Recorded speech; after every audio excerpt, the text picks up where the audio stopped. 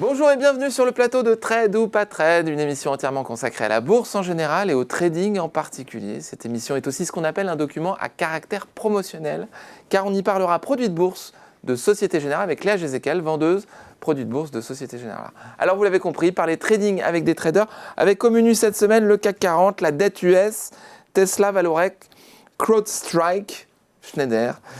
Et il ne me reste plus qu'à vous présenter les traders autour de la table. Nous avons à ma droite Dorian Abadi. Dorian, vous êtes analyste chez Meilleur Taux Placement. Bonjour. Merci d'être avec nous. Bonjour Dorian. Marc, on ne le présente plus, Marc Daguer, DT expert, responsable, spécialiste des turbos de l'analyse technique. Merci d'être avec nous. Bonjour Marc. Et Jean-Louis Cuissac, formateur et fondateur de Perceval Finance. Merci Jean-Louis d'être avec nous. Bonjour Thibault. Bonjour à vous tous. Et bien c'est parti, nous n'avons plus à attendre. On refait la semaine.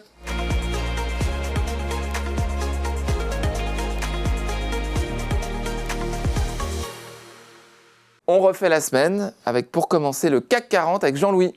Jean-Louis, qu'est-ce que vous avez à nous dire sur le CAC 40 cette semaine ? Alors, ça fait quelques mouvements à cause de la dette, on ne sait pas si on va signer un accord. Voilà, on est à 8 jours du relèvement éventuel, probable, du plafond de la dette américaine. Et il y a un peu de stress sur les marchés. Mais avant cela, ça fait quelques jours que je notais, alors pas une forte complaisance, bien évidemment, mais d'abord une baisse de la volatilité implicite, systématiquement. Alors, elle baissait doucement. Alors parfois, évidemment, il y a des pics de stress comme là. Alors elle remonte un peu, mais elle est quand même orientée à la baisse. On est à combien en ce moment ? Là, on est redescendu à un moment donné, ça dépend des échéances, mais sur un mois, on était à 12, là, peut-être remonté à 13 ce matin avec la baisse. Oui, ça reste quand même assez en dessous de ce qu'on a vécu. Oui, on est quand même à... Mais c'est la manière dont elle baisse. Et après, on voyait que les investisseurs, si vous voulez, n'avaient plus d'idées fortes sur les marchés. D'ailleurs, on est tous très ennuyés à recommander les valeurs. On va essayer quand même. Et on attend, non mais c'est vrai, on attend des situations d'opportunité d'achat sur des replis plus marqués que ce qu'on observe aujourd'hui. Donc, on voyait des investisseurs, si vous voulez, qui achetaient les indices. C'est-à-dire qu'à la fin, quand ils ne savent plus trop quoi faire, qu'il y a des liquidités, ils achètent de l'indice. En achetant de l'indice, ils achètent les plus belles valeurs en répartissant leur risque sur cet ensemble de belles valeurs. Et quand on voit ça, c'est qu'on sent bien qu'on est à bout de souffle, on manque d'idées. Donc, c'est au détriment de toutes les valeurs moyennes finalement, puisque elles ont une progression fantastique. Alors, il y a beaucoup de divergences. Il y a beaucoup de divergences, pas vraiment de relais. Mais non, globalement, on a adopté depuis quelque temps, je dirais, les marchés ont adopté un biais de neutralité. Ils attendent, mais il y a plein de problèmes à régler, si vous voulez. Il n'y a pas que la dette, que le plafond de la dette, il y en a bien d'autres. Dorian nous parlera de ça tout à l'heure. Sur les taux souverains qui sont toujours orientés à la hausse, etc. Donc voilà, on a une situation où on se rapproche du plus bas qu'on a fait récemment, il y a quelques semaines. En fait, il faut ajuster juste les derniers dividendes qui ont été distribués là, sur la période de 2-3 mois. Et le niveau d'alerte, c'est 7220 futurs juin. Donc on s'approche de ce niveau. Ce matin, on doit être à 7260 à peu près, 65. Donc on s'en approche, 265. Donc on s'en approche. Il y a une situation de stress qui n'est pas gigantesque parce que le marché fait le pari que de toute façon, on trouverait un accord entre les démocrates et les républicains. Mais bon, s'il y avait un report, un échec... Alors un échec, ça serait quand même avec des conséquences dramatiques, mais bon, il y a quand même une situation où on nous dit, cette fois-ci, c'est plus compliqué que les fois précédentes. Mais bon, ce discours, c'est vrai, on l'a déjà entendu. À chaque fois qu'il y a une échéance, on nous pratiquement, ressort les mêmes idées. Même discours. Bon, Dorian nous en parlera, on ne va pas lui donc, surveiller, moi, ce que je vous propose, c'est de surveiller 7220 futurs juin. En dessous de ce niveau... Donc, en dessous de ce niveau, qu'est-ce qui se passe ? On aurait un biais un peu baissier. D'accord. Sur le long terme, ça serait neutre. Un biais baissier qui pourrait nous amener sur des derniers plus bas, par exemple... 1900, c'est ça ? Oui, 6900, pourquoi pas. Puis alors après, sous 6009, il faudra ajuster en fonction de la vitesse. Mais après, il y a un 7100 quand même, où là, on se dégrade un petit peu plus. L'idée, c'est 7220, aller au moins chercher 7000, 7100, 7000, puis après, en effet, une nouvelle rupture d'un dernier plus bas donnerait une impulsion à la baisse. pour l'instant, sincèrement, l'idée des investisseurs, c'est je cherche à acheter sur un repli. Et en parallèle, donc, merci Jean-Louis, en parallèle, on est ponctué un petit peu par ces négociations, ces discussions entre le Parti démocrate et républicain aux États-Unis sur la dette. Alors, vous avez regardé un petit peu en détail ce sujet. Ouais. Qu'est-ce que vous pouvez nous en dire là ? D'après vous, qu'est-ce qui va se passer ? C'est le psychodrame Oui, c'est un psychodrame. habituel. En fait, c'est un feuilleton très classique parce qu'il faut se dire que la première fois qu'on a relevé le plafond de la dette américaine, c'était en 1917. Et depuis, on l'a relevé une centaine de fois. Ah oui, c'est C'est-à-dire ça. que chaque année, pratiquement, le marché traverse ce feuilleton, ce psychodrame. Donc là, on voit d'ailleurs sur l'illustration qu'aujourd'hui, en fait, le plafond, il est à 31 400 milliards de dollars. Il a été multiplié par 4 depuis 2006. Ah oui, c'est extraordinaire. Le bras de fer qui se joue entre républicains et démocrates, il est assez habituel. Les républicains veulent des coupes massives dans le budget de l'État fédéral et les démocrates, eux, exigent des hausses d'impôts. Donc on en est là. L'échéance, effectivement, qu'évoquait Jean-Louis, c'est celle du 1er juin. Qu'est-ce qui se passe le 1er Alors, juin, en fait ? c'est tout le sujet parce que l'avantage d'avoir eu sans précédent, c'est qu'on a quelques éléments de comparaison sur les marchés. En fait, il y a 3 scénarios. D'ici le 1er juin, si on se met d'accord, ce sera un non-événement pour les marchés. On voit quand même un peu de tension sur les marchés obligataires, les taux qui se tendent, et un peu de baisse sur les actions, mais rien de bien dramatique. Au-delà du 1er juin, on rentre dans ce qu'on appelle le shutdown, donc c'est la fermeture partielle d'administrations non essentielles. Ça a déjà eu lieu à bien pas si longtemps. 40 jours sous Trump. C'est ça.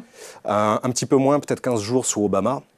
Le marché garde aussi en souvenir l'exemple de 2011, exactement pour la même raison, négociation entre républicains et démocrates. Et en plus, on avait l'agence de notation S&P Global qui avait abaissé la note américaine, le fameux AAA qui était passé à AA+.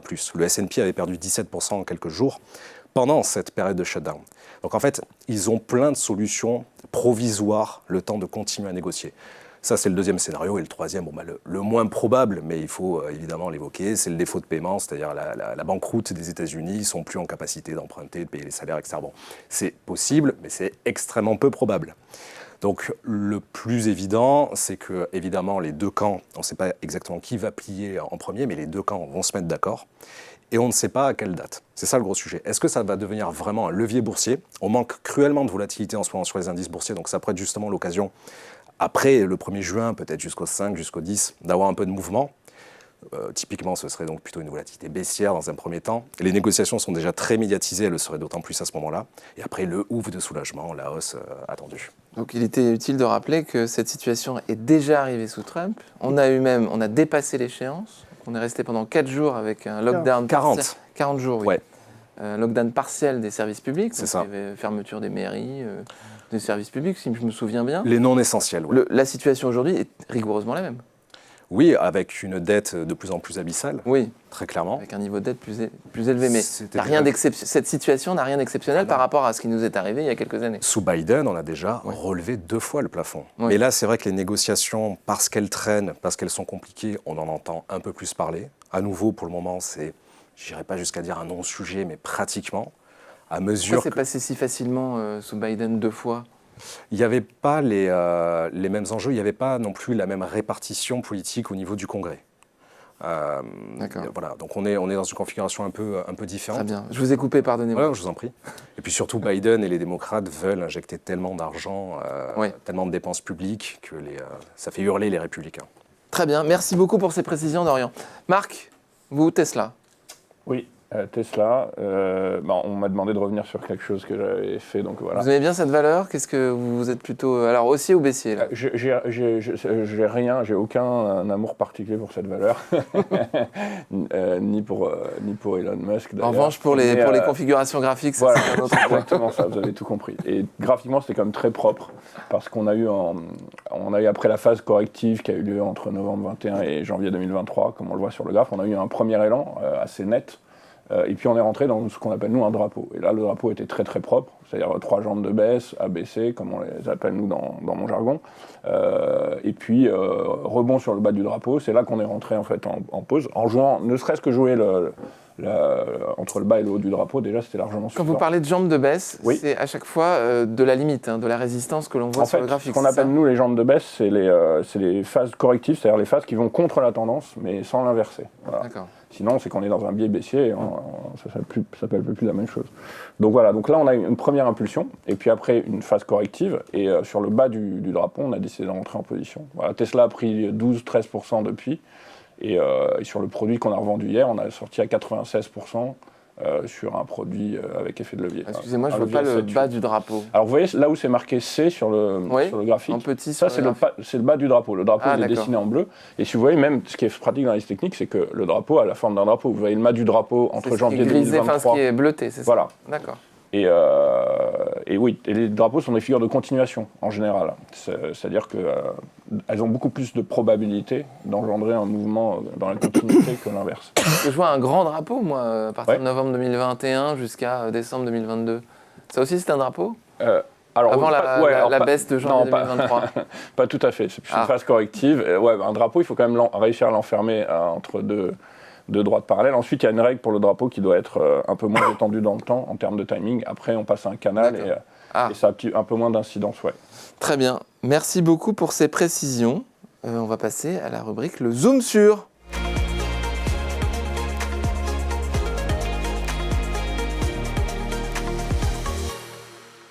Le Zoom sur avec Léa Jézéquel, vendeuse produits de Bourse Société Générale, qui va nous parler des trackers.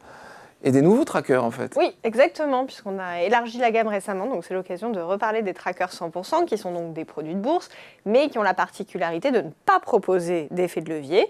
Donc là, l'objectif de ces produits va être très différent, plutôt moyen-long terme. Et donc, sur ces produits, on va chercher à répliquer tout simplement les performances d'un actif sous-jacent, aux frais de gestion près, bien sûr, dans le temps. Donc l'idée, c'est d'aller se positionner sur des actifs qui ne sont pas forcément facilement négociables pour un particulier. C'est bête à dire, mais ne serait-ce que le CAC 40, personne ne va s'amuser à répliquer la pondération des 40 entreprises du CAC. Donc ce type de produit peut être très intéressant pour se positionner via un seul code ISIN listé en bourse, accessible depuis votre compte titre de 8h à 22h chez certains courtiers comme Boursorama. Et sans frais de courtage chez Boursorama. Et sans frais de courtage en plus chez Boursorama grâce à l'offre Bourso Markets. Et donc, on ne se limite bien sûr pas au CAC 40. Ces produits ont un risque de perdre du capital au même titre que si vous investissiez directement sur le sous-jacent. Et donc, on propose notamment dans notre gamme beaucoup de ce qu'on appelle des indices thématiques qui permettent en fait d'investir sur un secteur, sur un thème. Et donc, il y en a 3 nouveaux qui viennent d'enrichir la gamme. Le premier, c'est un indice ESG Europe. Donc là, l'idée, ça va être d'aller répliquer les performances d'un panier d'actions qui sont considérées comme vraiment très performant en termes d'ESG, donc en environnement social et gouvernance. Et donc l'idée, c'est de se dire, finalement, cette implication qu'ils ont dans l'ESG va leur permettre de mieux potentiellement tirer leur épingle du jeu et d'aller chercher un surcroît de performance financière. Donc ça, c'est bien sûr l'objectif des gens qui investissent dans ce type de scénario. On n'est pas là, bien sûr, pour faire du conseil. On a un autre produit aussi qui vient de sortir qui s'appelle le Silver Economy Europe. Alors, je ne sais pas si vous êtes au courant de ce qu'est la Silver Economy, mais c'est l'économie, c'est toutes les activités qui finalement tirent profit du vieillissement de la population. Donc Silver. Pour les cheveux argentés d'une population senior. Et enfin, un indice sur la sécurité globale que personne ne semble concerné, attention. Pas du tout. Enfin, un indice de sécurité globale qui vise à assurer la sécurité aussi bien physique que digitale et technologique des entreprises.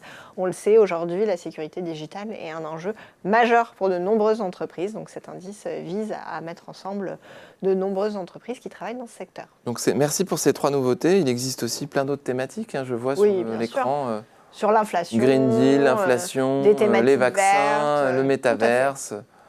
Tellement le vent en poupe, le métaverse, ces temps-ci, mais l'uranium et l'hydrogène.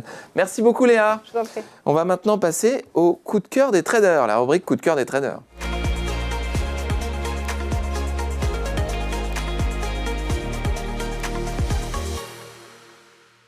Le coup de cœur des traders, vous connaissez le principe de cette rubrique.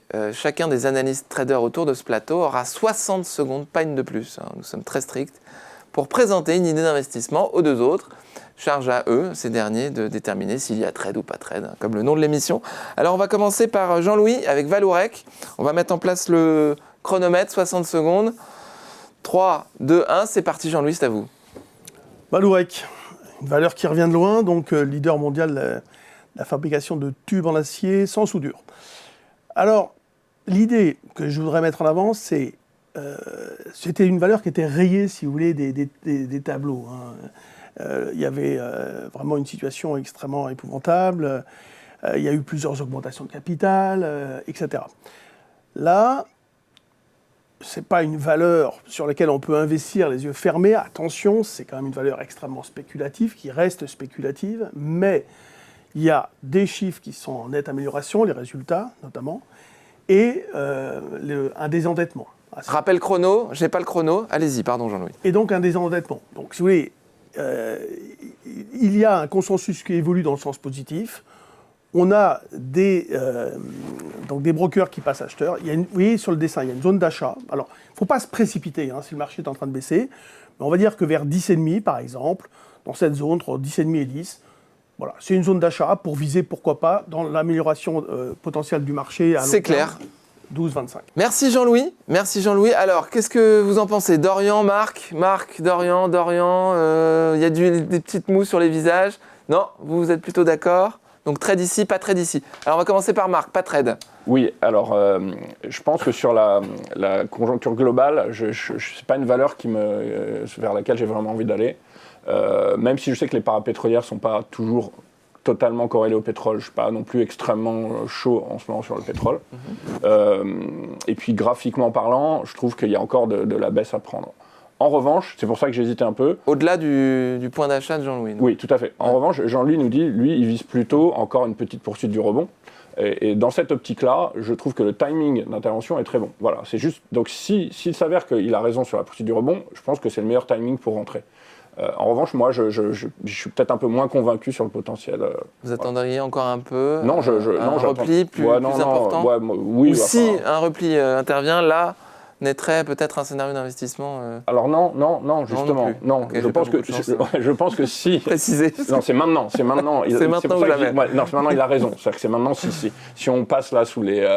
Excusez-moi, c'est pas moi qui suis pas clair. Vous avez dit pas trade, mais vous dites finalement maintenant c'est très bien. Non, j'ai dit je le ferai pas, mais je dis que s'il a raison dans le trade, je trouve qu'en timing, c'est le bon moment. D'accord, c'est le timing qui vous paraît opportun. C'est ça. Merci beaucoup Marc.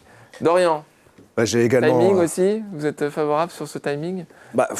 Plutôt, par rapport au risk-reward, je trouve ça intéressant, parce que j'ai hésité également, comme Marc, parce que c'est une valeur moi, que j'aime pas du tout, très honnêtement, mais le risk-reward qu'indique Jean-Louis, si j'ai bien compris, il est aux alentours de 2.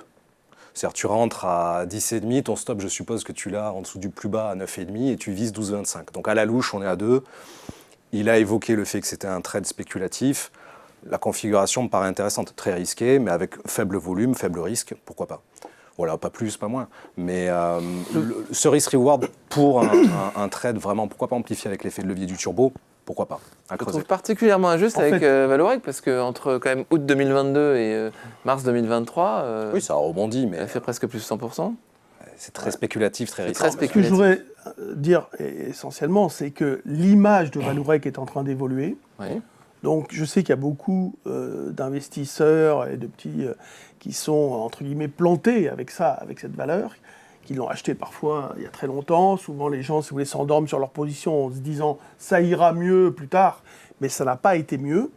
Et aujourd'hui, il y a peut-être une fenêtre qui s'ouvre vers du positif pour Valorec. Alors c'est vrai que ce n'est pas gagné d'avance, mais un investissement modeste, parce que le potentiel peut être important. Donc, quand le potentiel peut être important, le risque est important. Donc, ce n'est pas là où il faut mettre le paquet. Il faut investir modérément, avec donc cette possibilité d'avoir une volatilité importante. Ce n'est pas la peine d'investir trop. Donc, c'est un investissement qui représente un gros potentiel et en effet une perte réduite si on met un stop en dessous, là. Donc voilà, l'image a changé, donc c'est important de l'avoir en tête. Parfait. On va passer à Dorian avec CrowdStrike, un spécialiste de la sécurité. Cybersécurité. Cybersécurité, oui, sécurité informatique, cybersécurité, pardonnez-moi. 60 secondes, Dorian, est-ce que vous êtes prêt? Je suis prêt. Eh bien, allez-y, je vous en prie. Effectivement, donc c'est un fleuron américain de la cybersécurité qui a une croissance très linéaire, très constante ces dernières années sur ses résultats commerciaux, son bénéfice, ses liquidités. Petit à petit, c'est un acteur qui prend le leadership au niveau mondial. Léa l'évoquait, la cybersécurité, plus que jamais, c'est un poste de dépense majeur et d'intérêt pour les grands groupes. Il y a un potentiel colossal sur ce secteur-là. Une valeur qui a été massacrée de moins 50% en 2022, comme la plupart des entreprises du secteur et plus largement de la tech au niveau de la hausse des taux.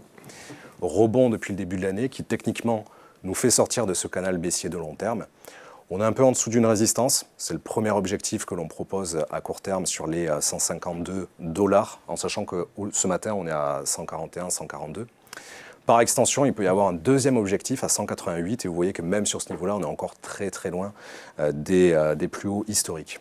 Voilà, je ne rentre pas dans le détail, mais effectivement, on considère qu'elle est beaucoup trop basse par rapport à sa valeur réelle.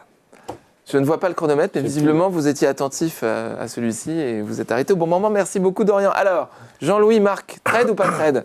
Un consensus magnifique. Jean-Louis, je vous en prie. Ça faisait longtemps. Alors, oui, sur le plan technique. Alors, ce qui me gêne un petit peu, c'est que je vois que c'est en weekly. Tout à fait.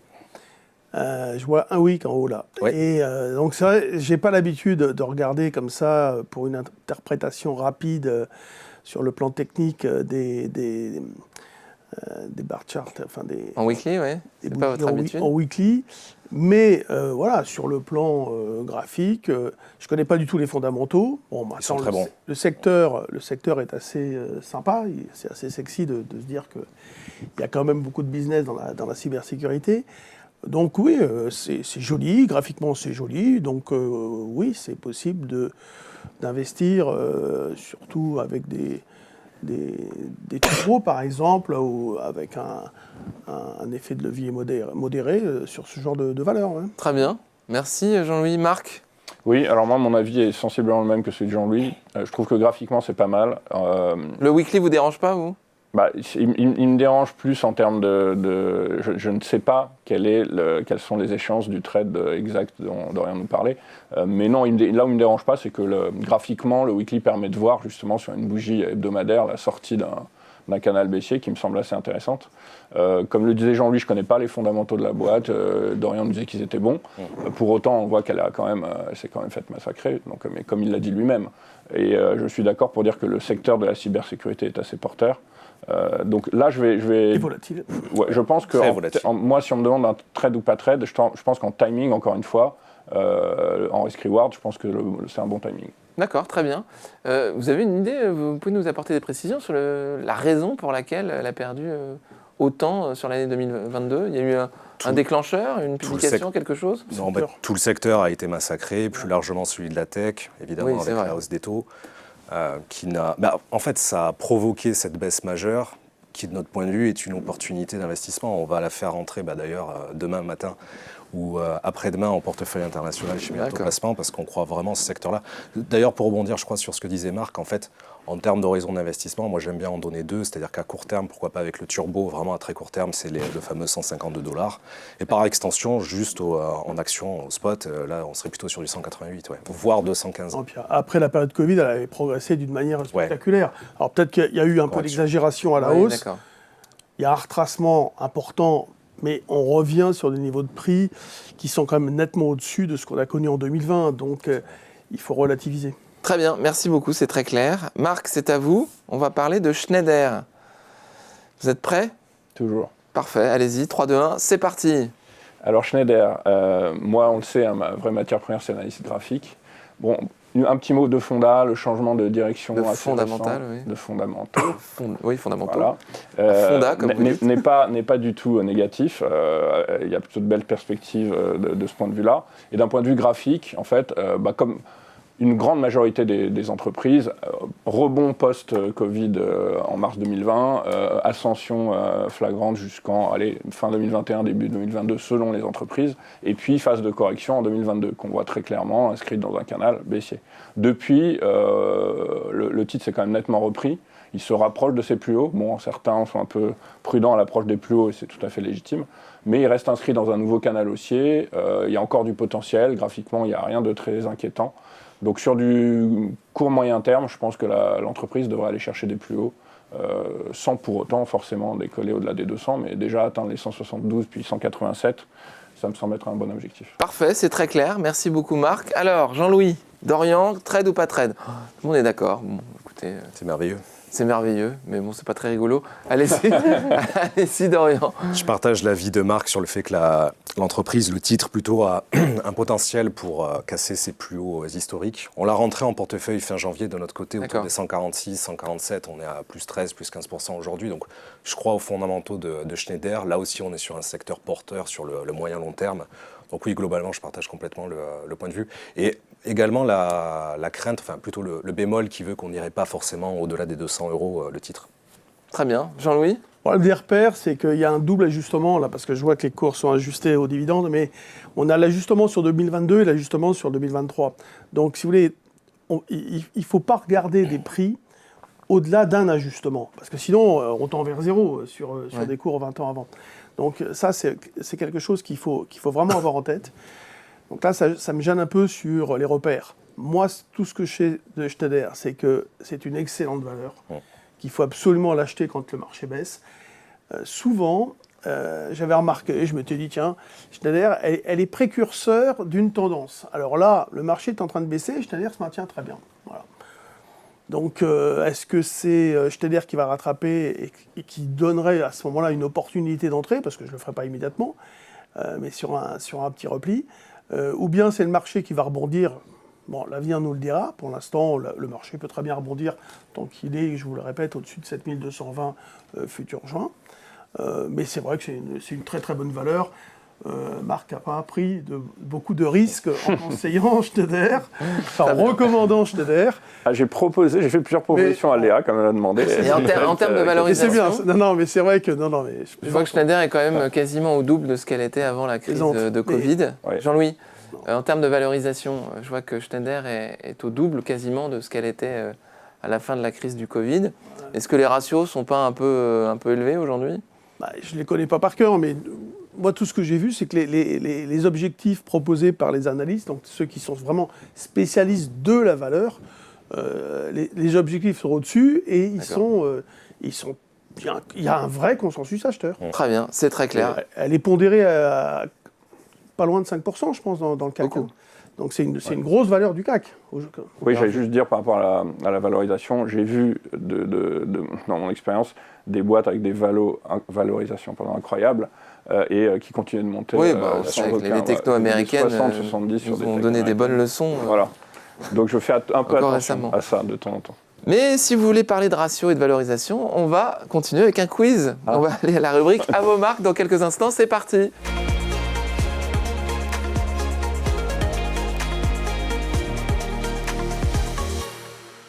Rubrique à vos marques, le quiz avec Léa Jézéquel qui va nous poser des questions. Oui, je vous disais, est-ce que vous avez envie de parler de ratio, de valorisation, etc. Eh bien, on va voir vos connaissances, on va tester vos connaissances en comptabilité analytique. Effectivement, je suis ravie parce que vous n'avez pas parlé que d'analyse technique pendant cette émission. Aussi beaucoup de fondamentaux.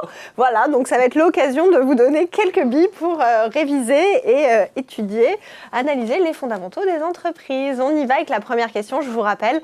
On ne buzz pas tant que je n'ai pas énoncé les 3 possibles réponses. Allons-y. Que représente le ratio cours sur bénéfice, aussi appelé PER? Est-ce le rapport entre le coût d'un actif et le bénéfice net annuel, le rapport entre le bénéfice net et le nombre d'actions en circulation, ou bien le rapport entre le prix de l'action et le bénéfice par action? 3. Ouais. Très bien Jean-Louis, effectivement, c'est la troisième réponse. On se met en jambe. On commence doucement. Voilà. Ça va. Le PER, donc Price Earning Ratio, est aussi appelé en français le multiple de capitalisation ou le coefficient de capitalisation des bénéfices. On peut aussi le calculer, une deuxième méthode, en divisant la capitalisation boursière totale d'une entreprise par son résultat net. Et donc cet indicateur, qui est un des ratios les plus examinés en analyse, permet d'évaluer la valeur d'un titre relativement au titre du même secteur. Et donc de pouvoir dire, par exemple, qu'avec un PER plus faible que ses comparables boursiers, l'action potentiellement est bon marché. On a tendance à dire que la valeur vaut 6 fois ses bénéfices, 7 fois ses bénéfices. C'est ce que nous dit le PER. Alors, 1 point pour Jean-Louis, 0 pour Marc, 0 pour Dorian. Deuxième question. Deuxième question. Lequel de ces ratios est le plus utile pour évaluer la capacité d'une entreprise à rembourser ses dettes à court terme? Est-ce le ratio d'endettement, le ratio de liquidité générale ou le taux de marge brute? me semble que c'est Marc. Marc. Je dirais le 3. La 2. Oui, c'est la 2. Bravo Dorian, effectivement, c'est le ratio. Ouais, il faut rebiper. Écoute. C'est le ratio de liquidité générale, aussi appelé le ratio courant, qui se mesure sur les actifs à court terme divisé par le passif à court terme d'une entreprise, sachant que court terme, c'est 1 an. Et donc, en fait, c'est vraiment un indicateur de liquidité d'une entreprise. On considère qu'un ratio de 2 est acceptable, qu'un ratio inférieur à 1 signifie que l'entreprise, finalement, à court terme, pourrait ne pas être en mesure de tenir ses engagements, alors qu'un ratio trop élevé, lui, potentiellement donnerait une indication comme quoi l'entreprise n'utilise pas assez efficacement ses actifs. Donc attention, la limite est toujours fine avec les ratios. Il ne faut pas forcément que ce soit trop haut ou trop bas. Et là, Jean-Louis avait une réclamation. Non. Il ne savait pas qu'il fallait rebiper Ouais, je peux à la penser. fin de la réponse. Alors, Pas on grave, lui ça va. rappelle les règles. Toujours il qu'il y a un faut petit peu rebiper. toujours une réclame petite rien. embrouille sur le quiz. Réclame rien. Non, effectivement, quand un résultat est faux, je vous encourage à Alors, rebiper tout de suite. Vous exactement. avez la bonne réponse. 1 point pour Dorian, 1 point pour Jean-Louis, 0 pour Marc. Troisième question. Troisième question. Comment calcule-t-on la rentabilité des capitaux propres d'une entreprise? Est-ce le résultat net sur les capitaux propres, le bénéfice net sur l'actif total ou le bénéfice net sur le chiffre d'affaires? La 2. Ah non. Non. 3. Non. Ouais, vas-y. Bah, Ouais, ça devrait aller. C'est marqué dans la définition, mes La amis. 1, évidemment. Où sont ces- Effectivement, c'est- celle-là, elle était facile. Hein. Pour le coup, je vous ai La pas- rentabilité des capitaux propres. Le résultat net sur les Bah capitaux oui, propres. je suis précipité. D'accord. Vous n'êtes pas concentré là, je suis Non. désolé. Alors, cette rentabilité des Comment ça capitaux propres, RCP en français s'appelle aussi ROE en anglais, Return on Equity, ou aussi le taux de retour sur capitaux propres. Signification assez évidente. Ça mesure donc la capacité d'une entreprise à générer des profits à partir seulement de ses capitaux propres. Donc on exclut tout ce qui peut être autre ressource de financement comme la dette. Oui, c'est Alors, Je ne sais plus qui a répondu. C'est moi. Ah, d'accord, pardon, vous aviez pas. Non, non, je vous en prie. Brillamment. Donc une RCP élevée, attention, n'est pas forcément Tu m'étonnes. synonyme de bon investissement. C'est pas parce que l'entreprise est capable de faire beaucoup de résultats avec seulement ses capitaux propres que c'est un indicateur évident de performance. En effet, il y a certains secteurs qui structurellement n'ont pas besoin, ne sont pas consommateurs de beaucoup de capitaux propres. On pense par exemple aux services, aux conseils, il n'y a pas besoin d'énormément de capitaux propres. Et en revanche, une RCP faible pour une entreprise, par exemple qui a beaucoup d'infrastructures, ne signifie pas forcément, n'est pas un mauvais indicateur, puisque ces coûts d'infrastructure représentent des barrières à l'entrée. C'est donc potentiellement des secteurs qui seront moins facilement concurrencés. Très bien. Alors, égalité parfaite entre nos candidats. Quatrième question maintenant. tous mauvais en analyse. Oui, c'est Voilà. c'est quand même la crédibilité de cette émission, on prend un coup. On est trader analyse technique, on n'est pas. Oui, c'est ça. Quatrième question. Comment est calculé le taux de rendement du dividende? Est-ce le dividende par action sur le prix par action, le total des dividendes sur le prix par action, le prix par action sur le dividende par action? Alors, je suis Bon, alors, désolée, il y a Jean-Louis, de- vous avez été très rapide, mais je n'avais pas fini de parler, donc la réponse va à Dorian. Allez-y, Dorian. Dividende par action, par prix de l'action. Oui, effectivement. C'est le taux de rendement des actions, aussi appelé dividend yield en anglais. Ça permet d'estimer le retour sur investissement des parts d'une entreprise. Donc, à dividende équivalent, si le taux de rendement augmente, le taux de rendement augmente si le cours de l'action diminue et le taux de rendement diminue si le cours de l'action augmente. En général, on remarque que les grandes entreprises à la croissance assez lente sont celles qui proposent les rendements en dividendes les plus importants. C'est cadeau, ça. Oui. T'aurais pu doubler avant de donner ta réponse. Il a doublé, il est passé de 1 à 2 points. Bravo Dorian. Merci. Cinquième question. Dernière question, attention. Qu'est-ce que le ratio cours sur valeur comptable? Est-ce le rapport entre le prix de l'action et la valeur comptable par action? Le rapport entre le coût total des actions et la valeur comptable d'une entreprise? Ou le rapport entre le prix de l'action et la valeur de marché totale de l'entreprise? 1. Bravo Jean-Louis! Vous finissez en beauté. Effectivement, ça permet de comparer le cours de l'action d'une entreprise avec sa valeur comptable. La valeur comptable étant la valeur actuelle des capitaux propres de l'entreprise, donc l'actif moins le passif. Un ratio inférieur à 1 signifie finalement que l'investisseur paie moins que la valeur des capitaux propres de l'entreprise et donc que ça pourrait potentiellement être le signe que l'actif est sous-évalué. Et une opportunité d'investissement. Oui. Merci à vous tous. Si vous aimez cette émission, je vous donne rendez-vous la prochaine fois, dans 15 jours. Et cliquez sur j'aime. Au revoir.